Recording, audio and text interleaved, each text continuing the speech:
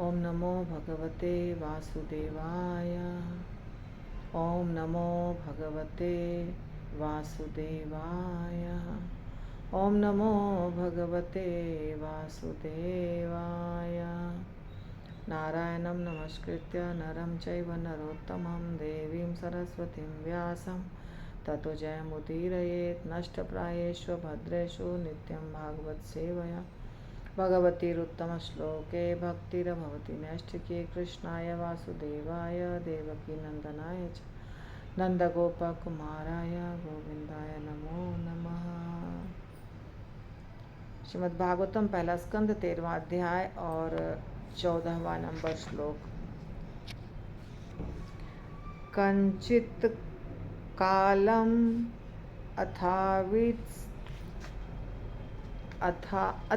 अवात्सीत। बहुत बड़ा शब्द है। कंचित कालम अथ अवात्सीत सत्कृतः देववत् सुखं भ्रातुः ज्येष्ठस्य श्रेयः कृत् सर्वेषां सुखम आवहन्। कंचित कालम अथ अवात्सीत सत्कृतः देववत् सुखं भ्रातुः ज्येष्ठस्य श्रेयः कृत् सर्वेषां सुखम आवहन्। तो इस बहुत बड़ा सा संधि किया हुआ शब्द है पहला वाला। जब मैं सवेरे का क्लास लूँगी तो और सिंपल करके बताऊँगी। सवेरे का क्लास बहुत फास्ट जा रहा है और जल्दी जल्दी ही आगे बढ़ेगा। इसमें तो एक्सप्लेनेशन है, इसलिए थोड़ा धीरे धीरे चलता है ये। कंचित कुछ दिनों तक, कालम समय, अथ इस प्रकार, अवात्सीत रहते रहे, सत्कृतः सम्मानित होने पर, देववत दैवी व्यक्ति के समान, सुखम सुविधाएं, भ्रातुः भाई का, ज्येष्ठस्य बड़े भाई का, श्रेयः कृत उनकी भलाई करने हेतु, सर्वेषाम आप सबका, सुखम सुख, आवहन संभव बनाया। इस प्रकार अपने कुटुंबियों द्वारा देवतुल्य सम्मानित होकर महात्मा विदुर कुछ काल तक अपने बड़े भाई की मनोदशा को ठीक करने हेतु तथा इस प्रकार अन्य सबको सुख देने हेतु वहां पर रहे। महात्मा विदुर कुछ समय तक वहाँ रहे। इतना बता रहे हैं कि कुछ समय तक वहाँ रहे। सूत गोस्वामी चर्चा कर रहे हैं कि अब धृतराष्ट्र उनके बड़े भाई थे, ठीक है ना। तो बड़े भाई दुखी थे, भाभी भी दुखी थी, गांधारी, सारे पुत्र मारे गए थे युद्ध में, तो मानसिक रूप से बहुत परेशान थे। इसीलिए विदुर जी उनको नॉर्मल हो जाएं, या नॉर्मल तो आदमी नहीं होगा इतना के बाद, परंतु जैसा अभी हम चर्चा कर रहे थे कि अगर आप आत्मा के स्तर पर हैं तो फिर ठीक है, और आत्मा के स्तर पर ही होना चाहिए एक साधु को, एक आध्यात्मिकता में उन्नत व्यक्ति को। शरीर के स्तर पर हर व्यक्ति को सुख और दुख का अनुभव होता है, पर आत्मा के स्तर पर जब आप हो जाते हैं तो सुख और दुख समान हो जाता है। सम दुख सुख शमी, ये भगवद गीता में भगवान ने कहा है। सुख और दुख स्थित प्रज्ञस्य का भाषा समाधिस्थस्य केशव स्थितधि किम प्रभासे किमासीत ब्रजेत किम। अर्जुन ने प्रश्न पूछा था, स्थित प्रज्ञ कैसे होते हैं, कैसे उठते हैं, कैसे बैठते हैं, कैसे चलते हैं, कैसे कुछ भी, क्या खाते हैं, क्या पीते हैं, कैसा होता है उनका विचार। तो उसमें भगवान ने काफ़ी चीज़ें बताई हैं उत्तर में।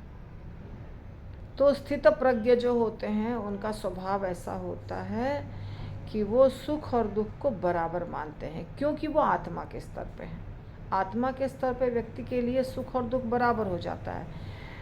जब आप शरीर के स्तर पे हैं तो आप सोचेंगे अरे ये शरीर नष्ट हो गया, कैसे नष्ट हो गया, क्यों नष्ट हो गया, ये तो मेरा बेटा है, ये तो मेरे पति हैं, ये तो मेरी पत्नी है, ये तो मेरा भाई है, तो दुखी होता है व्यक्ति। और जब आप आत्मा पे हैं, आत्मा के स्तर पे, तो आत्मा तो अमर है, अजर है, वो तो मरती ही नहीं है, मरता ही नहीं है। आत्मा को स्त्रीलिंग पुल्लिंग दोनों बोल सकते हैं, क्योंकि आत्मा का कोई लिंग नहीं होता। तो आत्मा के स्तर पर रहने वाला व्यक्ति दुखी नहीं होता इसी के कारण। तो ऐसे लोग बहुत कम होते हैं, परंतु होते हैं, ठीक है। प्रभुपाद कहते हैं महात्मा विदुर जैसे महात्मा पुरुषों का सत्कार स्वर्ग के निवासियों जैसा होना चाहिए। उन दिनों स्वर्ग के निवासी महाराज युधिष्ठिर जैसे मनुष्यों के घरों में आया करते थे, और कभी कभी अर्जुन जैसे व्यक्ति स्वर्गलोक की यात्रा भी किया करते थे। श्री नारद मुनि तो ऐसे अंतरिक्ष यात्री हैं जो निर्विघ्नता से न केवल भौतिक ब्रह्मांड में अपितु आध्यात्मिक लोकों में भी विचरण कर सकते हैं। श्री नारद मुनि भी महाराज युधिष्ठिर के महलों में आते जाते थे, तो फिर अन्य देवताओं के विषय में क्या कहना। संबंधित मनुष्यों की आध्यात्मिक संस्कृति से ही विभिन्न लोकों के मध्य इसी शरीर से यात्रा कर पाना संभव है। अतएव महाराज युधिष्ठिर ने महात्मा विदुर का वैसा ही सत्कार किया जैसा देवताओं का किया जाता है। यहाँ पे ग्रामेटिकल मिस्टेक है जो मैं आपको बता देती हूँ। श्री नारद मुनि भी महाराज युधिष्ठिर के महलों में आते जाते थे, तो फिर अन्य देवताओं के विषय में क्या ही कहना। 100% रॉन्ग हिंदी। क्या ही कहना, ये जो ही लगा है ये हिंदी का नहीं है, ये गलत है, और ये अभी ट्रेंड बना हुआ है, सब लोग ऐसे ही बोलते हैं। इसका कारण है, जब आप मराठी से हिंदी में सीधा ट्रांसलेट कर देते हैं तो आप गलत हिंदी बोल देते हैं। मराठी अलग भाषा है, हिंदी अलग भाषा है। आप सीधा ट्रांसलेट नहीं कर सकते हैं। ट्रांसलेट करना है तो हिंदी की तरह से आपको ट्रांसलेट करना होगा। तो ये जो ही लग रहा है ना यहाँ पे, अन्य देवताओं के विषय में क्या कहना, अन्य देवताओं के विषय में क्या कहना, ऐसे होना चाहिए। कहना ही क्या, अन्य सॉरी, ये गलत नहीं है। कहना ही क्या ठीक है। मुझे लगा क्या ही कहना लिखा है, मैं गलत पढ़ ली। वही तो, ये तो बुक बहुत पहले की लिखी हुई है। आजकल ऐसा बोलते हैं, इसलिए मुझे वो ध्यान में आ गया। तो क्या ही कहना अगर रहता तो गलत होता, लेकिन कहना ही क्या गलत नहीं है। केवल यहाँ पे सीधा सीधा पूर्ण विराम नहीं दे करके अलग मार्क लिखना था, ठीक है। तो यहाँ पे हिंदी गलत नहीं है, सॉरी।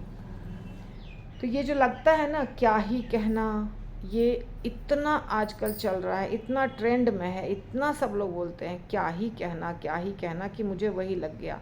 और ये पूरी तरह से गलत है। क्या ही कहना नाम का कोई हिंदी में सेंटेंस नहीं होता है। तो वो लोग क्या करते हैं, मराठी को हिंदी में बदल देते हैं, एज इट इज़, जैसा है वैसा ही। तो इसलिए गलत हो जाता है। यहाँ पे दूसरी चर्चा हो रही है, यहाँ पे मैं भाषा की चर्चा कर दी। तो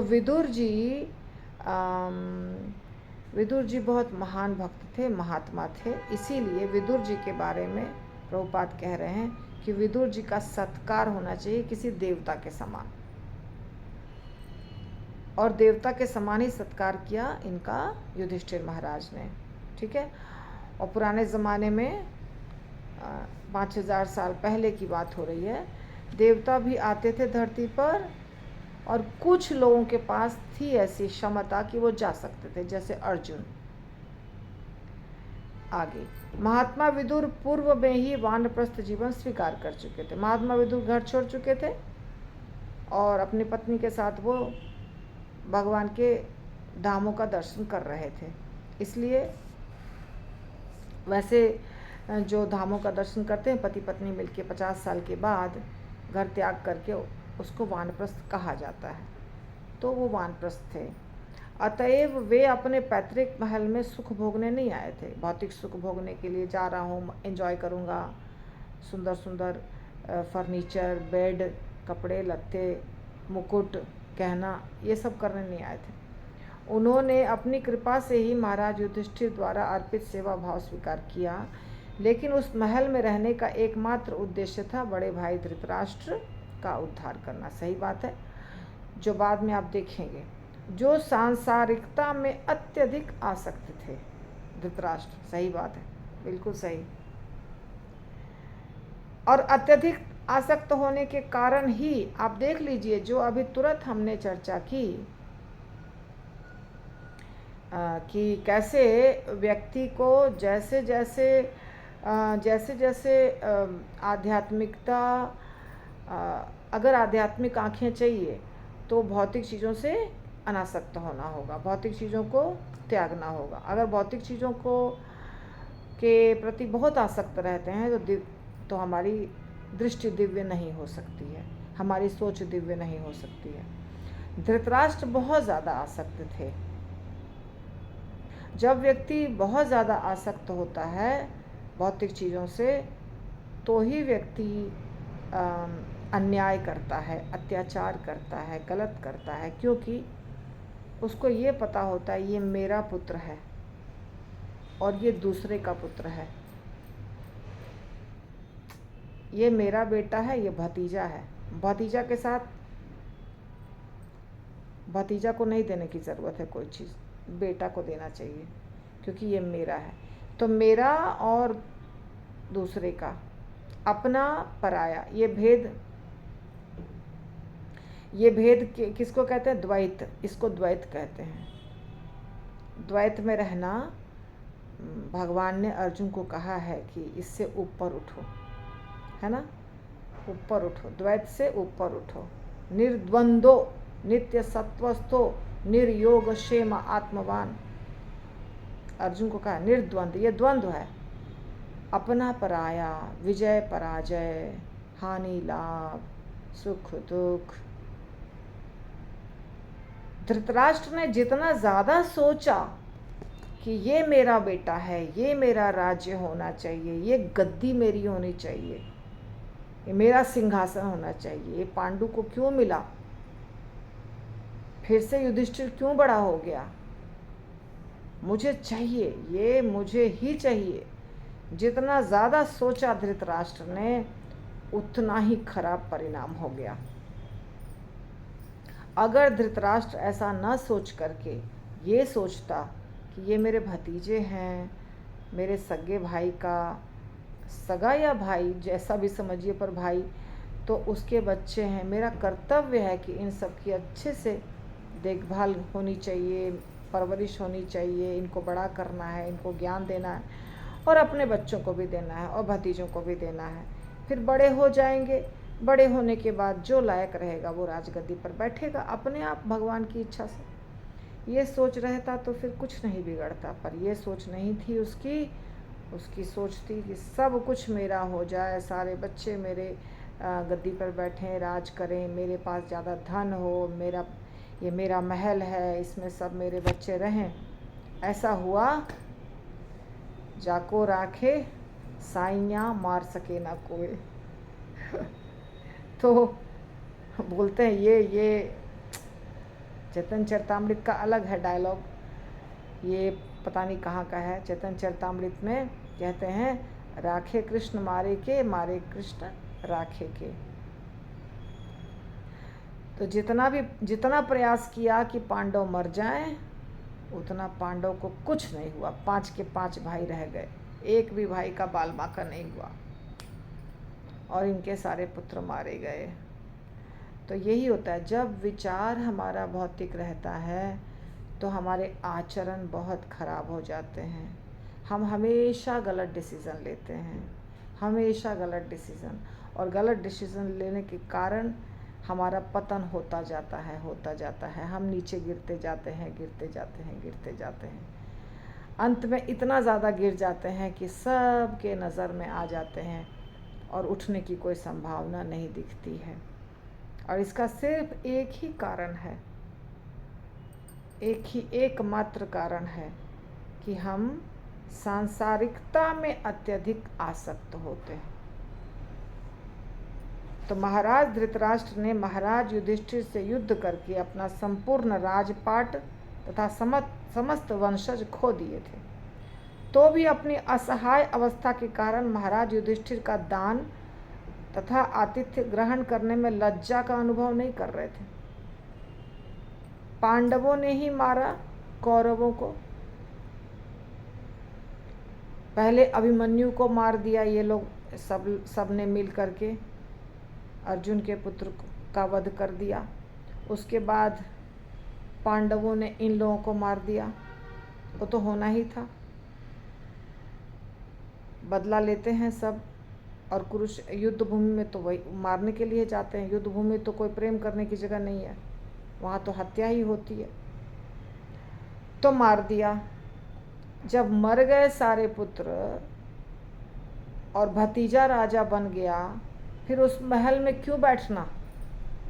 मगर फिर भी धृतराष्ट्र को थोड़ी भी शर्म नहीं आई, लज्जा नहीं हुई कि मैं यहाँ बैठा हूँ, जिस व्यक्ति ने मेरे सारे बच्चे को मारा है उस व्यक्ति के हाथ से खा रहा हूँ, पी रहा हूँ, सेवा ले रहा हूँ।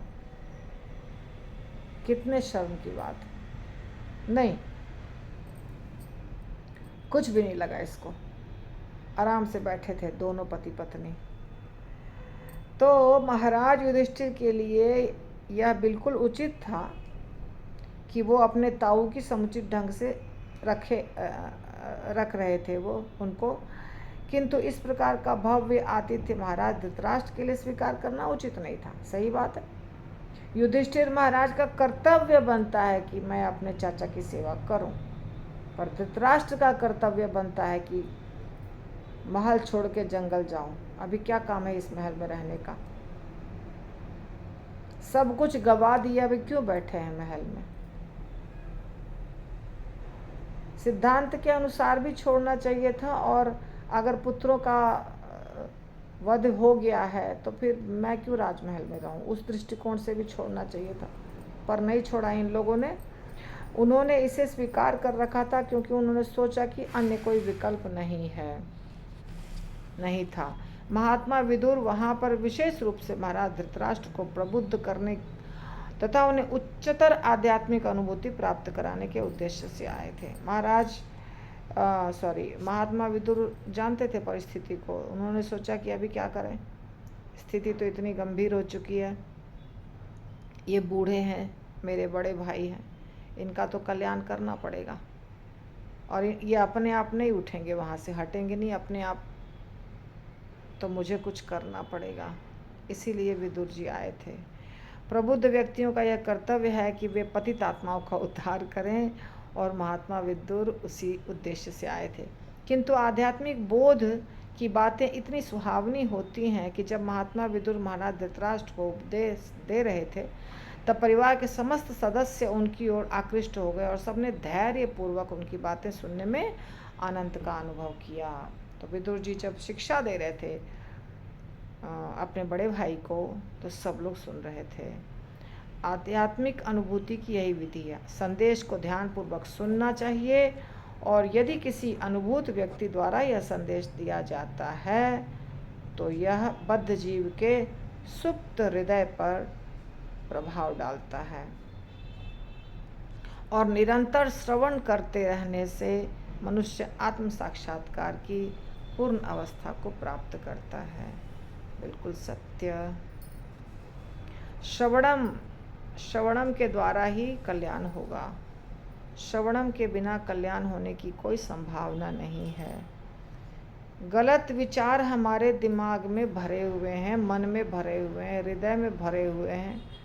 गलत विचार तब बाहर निकलेंगे जब अच्छे विचार जाएंगे, और अच्छे विचार जब भरपूर मात्रा में जाएंगे तभी गलत विचार छोटे हो जाएंगे।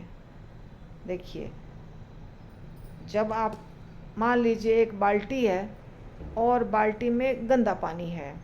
अच्छा, गंदा पानी का अनुभव हो या ना हो, ये तो आपको पता है कि ठंडा और गर्म पानी, हमारे टैप से दो तरह का पानी निकलता है और हमारे बकेट में पहले से ठंडा पानी है और हमको स्नान करना है, तो हम क्या करते हैं, गर्म पानी चला देते हैं। कुछ देर के बाद अपने आप पानी गर्म हो जाता है, क्योंकि ठंडा पानी धीरे धीरे बहते बहते बहते बहते वो बह जाता है और गर्म पानी लगातार आते आते आते आते पानी अभी छुएंगे तो गर्म लगेगा। इसी प्रकार अगर गंदा पानी है, उसमें आप अच्छा वाला टैप चला दिए, साफ़ पानी वाला, थोड़ी देर के बाद आपको लगेगा कम गंदा कम गंदा कम गंदा, बिल्कुल बाद में साफ़ पानी दिखेगा। कारण क्या हुआ, साफ़ पानी ज़्यादा चलाया, बहुत देर से चल रहा है टैप से, और गंदा पानी थोड़ा सा था, गंदगी धीरे धीरे बह गया। इसी प्रकार हमारे दिमाग में, मन में, हृदय में कल्मश है। वो कल्मश इतना है, इतना मान लीजिए इतना है, 50% है, हृदय भरा है कल्मश से, तो ऊपर से 50% अगर अच्छा चीज़ भरेंगे तो फिर नहीं होगा, फिर तो बीच बीच में रहेगा। लेकिन अगर भरते जाएंगे भरते जाएंगे भरते जाएंगे, बहुत ज़्यादा भर देंगे, धीरे धीरे धीरे धीरे वो जो कल्मश था वो बाहर निकलता जाएगा और अंत में वो एकदम कम रहेगा, जिसको हटाना बहुत आसान रहेगा। नारद मुनि पिछले जन्म में जब दासी पुत्र थे, तो जब उनकी माता का देहांत हो गया सांप के काटने से, तो नारद मुनि कहते हैं कि अच्छा हो गया, जो अंतिम आसक्ति थी थोड़ी सी माता के साथ, वो भी समाप्त हो गई, माता का भी देहांत हो गया। वहाँ पे एक और बात कही गई है कि नारद मुनि चातुर्मास में साधु महात्मा जो कथा करते थे, तो उनकी कथा भी सुनते थे और उनका उच्छिष्ट भी, उनसे परमिशन मांग के उच्छिष्ट भी खाते थे, ग्रहण करते थे उनका प्रसाद। तो इससे क्या लाभ हुआ कि नारद मुनि का बताया गया कि नारद मुनि का भगवत कथा सुनने में उनकी रुचि पैदा हुई, जो कल्मश था थोड़ा बहुत वो निकल गया। तो जब हम अपने से प्रयास करते हैं अपना कल्याण करने के लिए, अपने से बहुत ज़्यादा प्रयास करते हैं और थोड़ा सा कल्मश रह जाता है, नहीं निकल पाता है, तो अंत में वो थोड़ा सा कल्मश भगवान निकाल देते हैं और आप पूर्ण शुद्ध हो जाते हैं। प्रयास बिना किए नहीं होगा, प्रयास करने के बाद लास्ट में भगवान निकालेंगे। 80% आप खुद निकालिएगा, 20% बचा रहेगा, भगवान निकाल देंगे। तो इस प्रकार पूर्ण शुद्ध हो जाएंगे। इसलिए प्रयास हमको खुद करना पड़ेगा। आगे हम करेंगे कल। श्रील प्रभुपाद की जय। ग्रंथराज श्रीमद् भागवतम की जय।